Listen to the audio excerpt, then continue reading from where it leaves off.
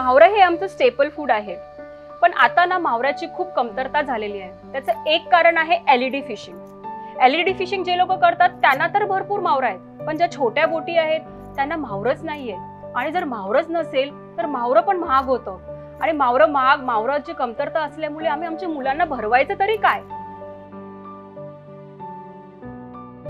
मत्स्य प्रजनन काळामध्ये मासेमारी न करणे, एलईडी सारख्या प्रतिबंधित गोष्टींचा अवलंब न करणे, समुद्रामध्ये ज्या काही विविध प्रजातीचे मासे आहेत, पुन्हा कासव आहेत, त्याशिवाय शार्क, डॉल्फिन आहेत, यांच्या सुद्धा संरक्षणाची जबाबदारी जी आहे ती आपण कोळी समुदायासोबत अपेक्षित करतो आहे, आणि त्याला आपण नाव देतोय संयुक्त सागरी मत्स्य व्यवस्थापन। एलईडी हटवा, मच्छीमार वाचवा।